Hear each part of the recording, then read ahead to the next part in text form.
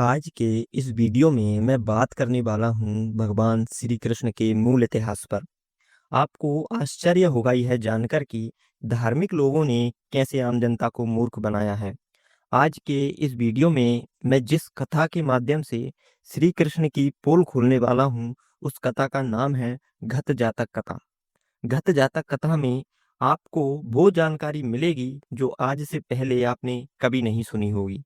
वैसे तो आपने श्री कृष्ण के बारे में कई कथा और कहानी सुनी होगी और पढ़ी होगी, लेकिन आज के इस वीडियो में मैं श्री कृष्ण के असल इतिहास को सुनाने जा रहा हूँ। तो दोस्तों, वीडियो शुरू करने से पहले मैं आपको एक बात और बताना चाहता हूँ कि हम बहुजन अतीत चैनल के माध्यम से भारत के कोने कोने से देवी देवताओं को पकड़कर उनका पोस्टमार्टम कर रहे हैं। इसलिए आप हमारे चैनल को सब्सक्राइब अवश्य कर लें। तो आइए वीडियो की शुरुआत करते हैं। तो वीडियो की शुरुआत यहाँ से करेंगे और कहानी का शीर्षक है घत जातक कथा, जो कि इस प्रकार है। एक बार जमींदार के बेटे की मृत्यु हो गई, तो वह इतना उदास हो गया कि उसने खाना पीना और नहाना और भगवान बुद्ध के दर्शन करना बंद कर दिए। अगली सुबह अपना भिक्षाटन पूरा करने के बाद भगवान बुद्ध जमींदार के घर गए और उन्होंने उससे पूछा, क्या तुम दुखी हो? जमींदार ने उत्तर दिया, भगवान मैं बहुत दुखी हूँ। तब तथागत बुद्ध ने जमींदार को अपने पूर्व जन्म की कथा सुनाई। यहाँ पर आपको ध्यान से यह समझना है कि भगवान बुद्ध ने अपने पूर्व जन्म की कथा सुनाई और वो कथा इस प्रकार है। किसी समय में उफरापत के असिंतांजना नगर में महाकंस नामक राजा राज्य करता था। उसके कंस और उपकंस नामक दो पुत्र थे और देवगंभा नामक एक कन्या थी। भविष्य कथन करने वाले बमनों ने कहा कि इस कन्या से जो पुत्र होगा वह उसके परिवार के नाश का कारण होगा। राजा को अपनी कन्या से बहुत स्नेह था, अतः उसने कन्या का वध न कराकर भविष्य का निर्णय उसके भाइयों पर ही छोड़ दिया। महाकंस के मरने पर उसका पुत्र कंस राजा हुआ और उपकंस उसके प्रतिनिधि के रूप में राज्य कार्य करने लगे। दोनों भाइयों ने सोचा कि देवगंबा की हत्या करने से जनता में अपकीर्ति होगी। अपकीर्ति का अर्थ होता है बदनामी। अतः उन्होंने निश्चय किया कि उसे अजन्म अविवाहित रखा जाए तथा किसी पुरुष को उससे मिलने न दिया जाए। इस योजना के अनुसार देवगंभा को एक पृथक भवन में कड़े पहरे में रख दिया गया तथा उसकी परिचर्या के लिए नंदगोपा नाम की एक दासी और उसके पति अंधक वेणु को भी उसी भवन में रखा गया। अंधक वेणु को आदेश था कि वह किसी अन्य पुरुष को भवन में न आने दें। उसी समय मथुरा प्रदेश के उत्तरी भाग में महासागर नामक राजा राज्य करता था। उसके सागर और उपसागर नामक दो पुत्र थे। पिता की मृत्यु के पश्चात सागर राजा हुआ और उपसागर उसके प्रतिनिधि के रूप में कार्य करने लगा। उपसागर और उपकंस में मित्रता थी। अब यहाँ पर आपको यह बात याद रखना है कि उपसागर और उपकंस में मित्रता थी। आगे लिखा है कि दोनों ने साथ साथ एक ही गुरु के आश्रम में विद्याध्ययन किया था, अर्थात विद्या का अध्ययन किया था। किसी कारणवश सागर अपने छोटे भाई के आचरण से असंतुष्ट हो गया और उपसागर भागकर अपने मित्र उपकंस के पास चला आया। कंस और उपकंस ने उसे बड़े सम्मान के साथ अपने यहाँ रख लिया। उपसागर को जब देवगब्बा के विषय में सब बातें मालूम हुई तो उसे देखने की उत्सुकता हुई। एक दिन उसने दासी नंदगोपा को कुछ स्वर्ण देकर देवगंबा से मिलने का प्रबंध किया। इस प्रकार उपसागर और देवगंबा का गुप्त रूप से मिलन होता रहा। परंतु जब देवगंबा के माता बनने का समय आया, तब इस रहस्य को छिपाया न जा सका। कंस और उपकंस ने फिर भी अपनी बहन की हत्या करना उचित न समझा। उन्होंने उपसागर के साथ देवगंबा का विवाह कर दिया, परंतु शर्त यह रखी कि यदि उनकी संतान पुत्र होगी तो वह उसका वध अवश्य कर देंगे। हाँ, पुत्रियों की प्राण रक्षा की जाएगी। समय आने पर देवगब्बा ने एक कन्या को जन्म दिया। इससे कंस और उपकंस को प्रसन्नता हुई। उन्होंने उसका नाम अंजना रख दिया। अंजना के भरण पोषण के लिए कंस ने गोवर्धमान नामक गांव उपसागर को दे दिया। अब यहाँ पर मैं आपको एक बात बता दूं कि गोवर्धमान को ही अब गोवर्धन कहा जाता है, यह आपको याद रखना है। आगे बढ़ते हैं। इस प्रकार देवगब्बा अपने पति के साथ गोवर्धमान गांव में सुखपूर्वक रहने लगी। कुछ दिन पश्चात देवगंभा को एक पुत्र तथा दासी नंदगोपा को एक कन्या उत्पन्न हुई। पुत्र के प्राणों की रक्षा के लिए दासी नंदगोपा की कन्या को स्वयं लेकर देवगब्बा ने अपना पुत्र उसे दे दिया और कन्या के जन्म की सूचना अपने भाइयों के पास भिजवा दी। कन्या के जन्म की बात सुनकर उसके भाइयों ने कोई बाधा उपस्थित नहीं की। इसी प्रकार देवगब्बा के 10 पुत्र दासी नंदगोपा के यहाँ पलकर बड़े हुए और दासी नंदगोपा की 10 कन्याओं का पालन पोषण देवगंभा ने किया। देवगंभा के 10 पुत्रों के नाम इस प्रकार से रखे गए हैं। सबसे बड़े पुत्र का नाम था वासुदेव, दूसरे का नाम था बलदेव और बलदेव को ही बलराम कहा जाता है, यह आपको याद रखना है। और तीसरे का नाम था चंद्रदेव और चंद्रदेव को ही चंद्रदेव कहा जाता है। चौथे का नाम था सूर्यदेव और सूर्यदेव को ही सूर्यदेव लिखा जाता है। पांचवे का नाम था अग्निदेव और अग्निदेव को ही अग्निदेव लिखा जाता है। छठवें का नाम था वरुणदेव, हालांकि वरुणदेव का नाम तो हिंदू, बौद्ध और पारसी तीनों में वरुण ही मिलता है। सातवें का नाम था अर्जुन, जिसे आजकल अर्जुन लिखा जाता है। आठवें का नाम था पज्जुन और नौवें का नाम था घत और घत के नाम से ही यह जातक कथा है। अब घत कौन है यह मैं वीडियो में आपको आगे बताऊंगा। और 10वें लड़के का नाम था अंकुर। इन सब के अलावा एक लड़की भी थी जिसका नाम था अंजना। लोक में यह 10 भाई अंधक वेणु के पुत्र के नाम से ही प्रसिद्ध थे। यह 10 भाई शरीर से अत्यंत बलवान, क्रूर और क्रोधी थे। बड़े होने पर वह लूटमार करने लगे। कई बार उन्होंने राजा को भेंट में दी जाने वाली वस्तुएं भी लूट ली। लोगों ने जाकर कंस से कहा, महाराज, अंधक वेणु के बेटे भयंकर उत्पात करते हैं, राज्य सुरक्षित नहीं है। बार बार शिकायतें आने पर राजा कंस ने अंधक वेणु को बुलाकर डराया धमकाया। प्राण भय से अंधक वेणु ने 10 पुत्रों विषयक रहस्य का उद्घाटन कर दिया। अर्थात उसने यह बता दिया कि यह 10 पुत्र मेरे नहीं हैं, बल्कि आपकी बहन देवगब्बा के हैं। इस प्रकार यह जानकर कि उनकी बहन के एक नहीं बल्कि 10 पुत्र जीवित हैं, कंस और उपकंस अत्यंत चिंतातुर हो उठे। उन्होंने मंत्रियों से परामर्श के उपरांत यह निश्चय किया कि राजधानी में एक बहुत बड़ा उत्सव किया जाए, जिसमें वीरता और शारीरिक बल संबंधी प्रतियोगिताएं भी हो और दंगलों में चाणूर, मुश्तिक आदि दरबारी पहलवान उन 10 युवकों को जान से मार डालें। इस प्रकार बदनामी भी ना होगी और उन अभिशाप रूप भाइयों से पीछा भी छूट जाएगा। जब वासुदेव अपने भाइयों और साथियों सहित राजधानी में आए, उस समय लोगों में भय और आतंक छा गया।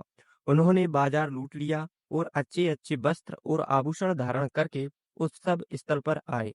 इस समय दंगल देखने के लिए उत्सव स्थल में नर नारियों की अपार भीड़ एकत्र हो गई थी। पहली कुश्ती बलदेव और चाणूर की हुई। बलदेव ने संकल्प किया कि वह चाणूर को हाथ से न छुएंगे। अतः उन्होंने हाथी के आगे से घास उठाकर इसकी एक रस्सी बटरी अर्थात रस्सी बना ली और उसे चाणूर के पेट के आसपास लपेटकर उसे ऊपर उछाल दिया। चाणूर का भारी शरीर बड़े वेग से पृथ्वी पर गिरा और उसका सिर फट गया। चाणूर की मृत्यु हो जाने पर राजा ने मुष्टिक को अखाड़े में उतारा। मुष्टिक के आते ही बलदेव ने उस पर बड़े वेग से प्रहार किया। पहली पकड़ में ही उसकी दोनों आंखें फूट गईं और वह चिल्ला उठा, मैं मल नहीं हूं, मैं मल नहीं हूं। और यहाँ मल का अर्थ है कुश्ती करने वाला, अर्थात वह कह रहा था मैं कुश्ती करने वाला नहीं हूं। बलदेव ने कहा, मल हो चाहे न हो, मेरे लिए तो तू एक बलि पशु मात्र है। ऐसा कहकर उन्होंने उसे बड़े जोर से पृथ्वी पर पटक दिया, जिससे उसकी वहीं मृत्यु हो गई। अपने दोनों पहलवानों को इस प्रकार नष्ट होते देखकर राजा कंस बहुत डर गया और उसने सैनिकों को वासुदेव सहित सभी को पकड़ लेने का आदेश दिया। इस समय वासुदेव ने अपना चक्र फेंका और कंस तथा उपकंस दोनों के सिर कटकर पृथ्वी पर गिर पड़े। भयभीत जनता ने वासुदेव के चरणों पर गिरकर उनसे रक्षा की प्रार्थना की। इस प्रकार वासुदेव ने अपने भाइयों के साथ मिलकर अपने मामा कंस और उपकंस की हत्या करके असिंतांजना नगर में अपने माता पिता को पुनः प्रतिष्ठित किया। तो यहाँ पर कंस और उपकंस की हत्या वासुदेव के द्वारा की गई है, यह आपको याद रखना है। इसके पश्चात वासुदेव अपने भाइयों के साथ अयोध्या की ओर बढ़े। यहाँ पर अयोध्या का अर्थ है अयोध्या की ओर बढ़े और उन्होंने अयोध्या के आसपास के वनों में आग लगा दी, अर्थात अयोध्या के आसपास के वनों में आग लगा दी। नगर की दीवारें तोड़ डाली और राजा कलासेन को बंदी करके राज्य पर अधिकार कर लिया। उस समय अयोध्या का जो राजा था वो कलासेन था। इस समय द्वारवती नामक नगर वैभव धन में बहुत प्रसिद्ध था। उसके एक ओर पर्वतमाला थी और दूसरी ओर समुद्र था। और यहाँ पर मैं आपको बता दूं, द्वारवती का अर्थ द्वारिका से है, यह आपको याद रखना है। द्वारवती का नगर जादू से सुरक्षित था। नगर की रक्षा एक गर्दभ यानी गधा करता था, जो किसी शत्रु के समीप आने पर जोर से रेंकने लगता था। गर्दभ का शब्द सुनकर नगर ऊपर आकाश में उड़ जाता था और समुद्र के बीचों बीच स्थित होकर तब तक पुराने स्थान पर नहीं आता था जब तक शत्रु का जरा भी भय रहता था। वासुदेव ने अपने भाइयों और साथियों के साथ कई बार द्वारवती पर आक्रमण किया, परंतु उस पर अधिकार करना संभव न हो सका। उस समय द्वारवती के निकट के वन में कहनादीपायन नामक एक मुनि रहते थे। 10 भाइयों ने जाकर उन्हें प्रणाम किया और द्वारवती पर अधिकार करने की बात पूछी। अब यहाँ पर मैं कहनादीपायन के बारे में बताना चाहता हूँ। जो कहनादीपायन है उनको ही हिंदू ग्रंथ में कृष्ण द्वापन लिखा जाता है, यानी कि वेद व्यास। यह आपको ध्यान रखना है। कहनादीपायन ने कहा, नगर के बाहर खाई में जो गधा रहता है उसी की शरण में जाओ, वही तुम्हें कोई युक्ति बताएगा। वासुदेव ने अपने भाइयों के साथ जाकर गर्दभ को प्रणाम किया और उससे प्रार्थना की कि जब वह नगर पर आक्रमण करें उस समय वह मौन रहे। परंतु गर्दभ ने कहा, ऐसा कर सकना मेरे लिए संभव नहीं। मैं तुम्हें दूसरी तरकीब बताता हूँ। तुम नगर के चारों ओर 4 बहुत ऊंचे खंभे खड़े करो और उनके ऊपर मोटे रस्सियों का जाल पूर दो। जब नगर ऊपर उठेगा तो यह रस्सियां उसे रोक लेंगी। जब गर्दभ की बताई विधि से खंभे बन गए और रस्सियों का जाल भी पूर दिया गया, उस समय वासुदेव ने अपने साथियों के साथ नगर पर फिर आक्रमण किया। सदा की भांति गर्दभ रेखा, परंतु नगर ऊपर ना उड़ सका और वासुदेव ने अपने साथियों सहित द्वारवती पर अधिकार कर लिया। यह नगर उन्हें इतना पसंद आया कि वे वहीं बस गए। वासुदेव के चक्र का आतंक उस समय सारे भारतवर्ष पर छाया हुआ था। 63,000 राजाओं के मस्तक उसके प्रहार से छिद्र हो चुके थे। अब उन्होंने निश्चय किया कि सारा राज्य 10 भाइयों में बराबर बांट लिया जाए। विभाग हो जाने पर वासुदेव को अपनी बहन अंजना का ध्यान आया। वासुदेव के सबसे छोटे भाई अंकुर ने कहा, 11 भाग करने की आवश्यकता नहीं है। मैं अपना भाग बहन को देता हूँ। मैं राज्य नहीं करना चाहता।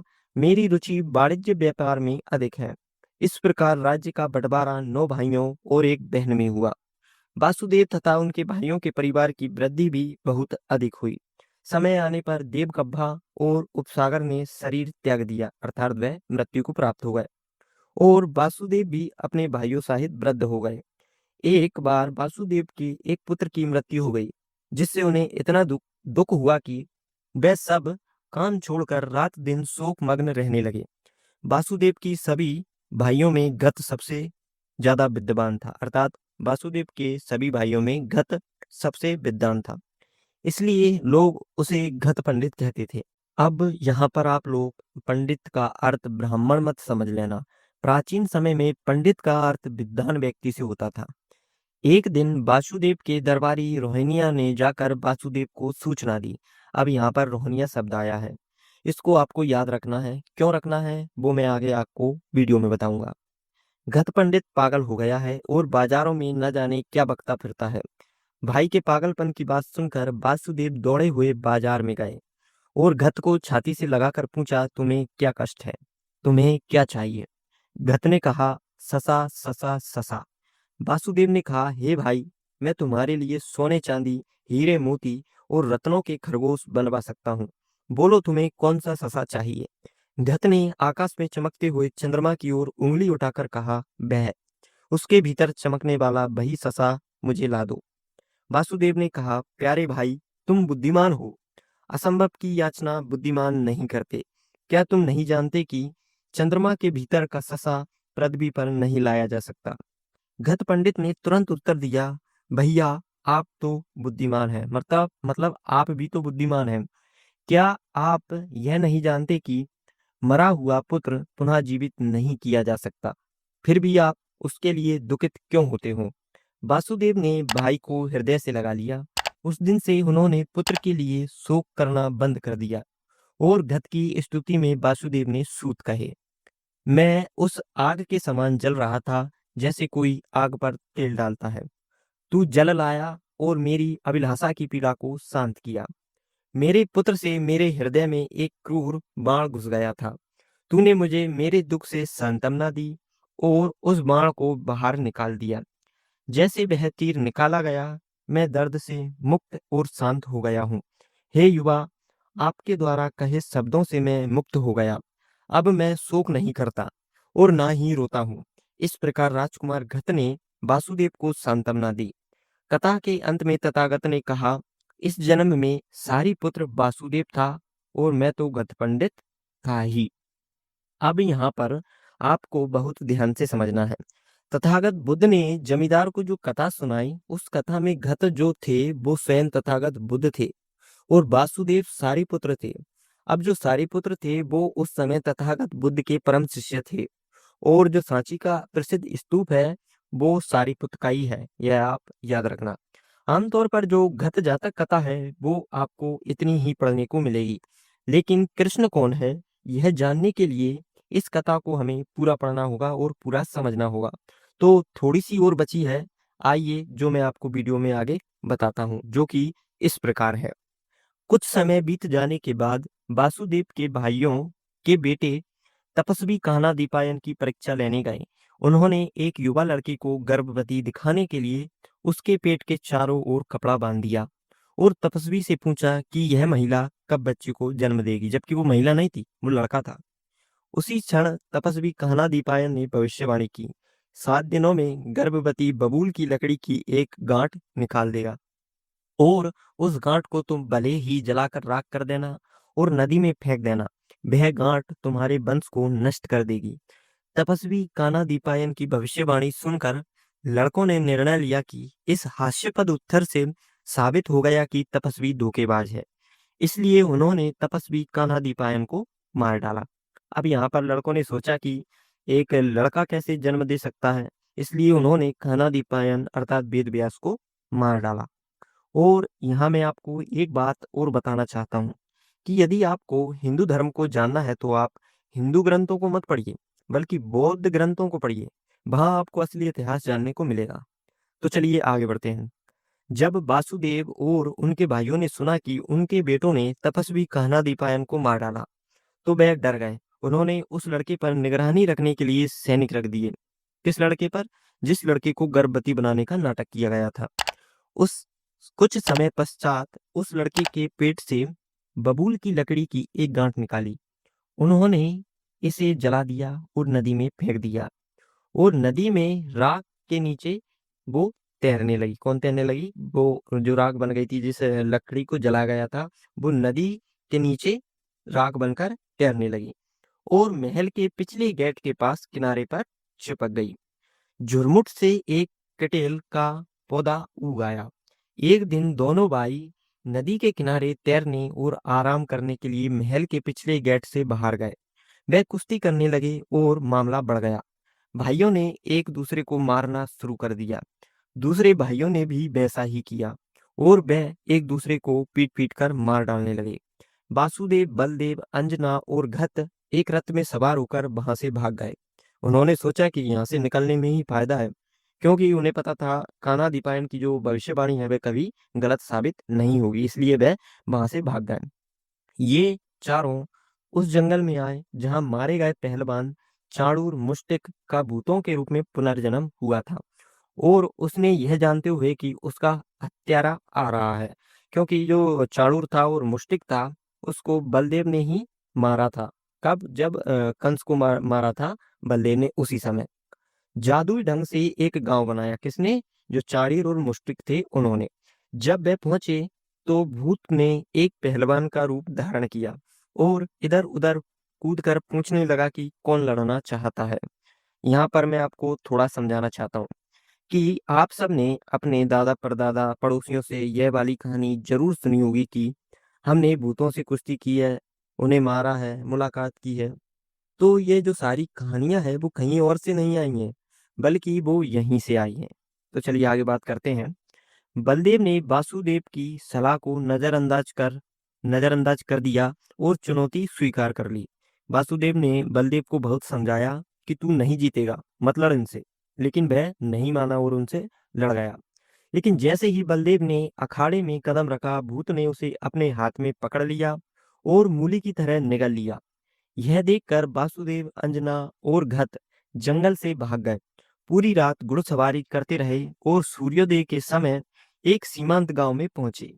वासुदेव गांव के बाहर एक झाड़ी के नीचे लेट गए और अपनी बहन अंजना और घत को भोजन लाने के लिए भेजा। उसी समय जरा नाम के एक शिकारी ने झाड़ी को हिलते देखा और यह मानकर कि उसमें एक जंगली सुअर है, अपना भाला फेंक दिया, जो वासुदेव के पैर में लग गया और उसे बहुत दर्द हुआ। राजा वासुदेव ने अपनी बहन अंजना को शेष जीवन जीने के लिए सलाह दी और उसे कर दिया। इसके तुरंत बाद वासुदेव की मृत्यु हो गई। तो इस प्रकार वासुदेव के वंश का यहीं पर अंत हो गया था। कथा के अंत में तथागत ने कहा, इस जन्म में सारी पुत्र वासुदेव था और आनंद रोहिणिया था। मैं तो घत पंडित था ही। अब यहाँ से आपको यह समझ में आया कि वासुदेव की यह मूल कथा है और इसी को ही बढ़ा चढ़ाकर हिंदू ग्रंथों में प्रस्तुत किया गया है। कुछ जगह पर नामों को बदल दिया गया है और कुछ स्थानों पर अन्य पात्रों को शामिल कर लिया गया है। अब आप ही सोचिए, इस कहानी में वासुदेव है, बलदेव है अर्थात बलराम है, कंस है, गोवर्धन है, कान्हा है, अग्निदेव है, सूर्यदेव है, चंद्रदेव है, वरुण देव है। तो इन सबको देखकर जहाँ तक मुझे लगता है कि 99.9% श्री कृष्ण का जो कॉन्सेप्ट है वो यहीं से उठाया गया है। लेकिन मैं आपकी नहीं कह सकता कि आपको क्या लगता है, और आपको क्या लगता है यह हमें कमेंट के माध्यम से जरूर बताएं। इस कहानी में मुझे लगता है कि कुछ नामों को बदला गया है और कुछ पात्रों को भी बदला गया है और कुछ पात्रों को नए रूप में जोड़ा गया है। तो दोस्तों, यदि इन सब के अलावा कोई अन्य प्रश्न भी है तो आप हमसे कमेंट के माध्यम से पूछ सकते हो। अगर दोस्तों आज का यह वीडियो आपको पसंद आया हो तो इसे ज़्यादा से ज़्यादा शेयर करें, लाइक करें तथा हमारे चैनल को सब्सक्राइब करना ना भूलें। वीडियो देखने के लिए धन्यवाद।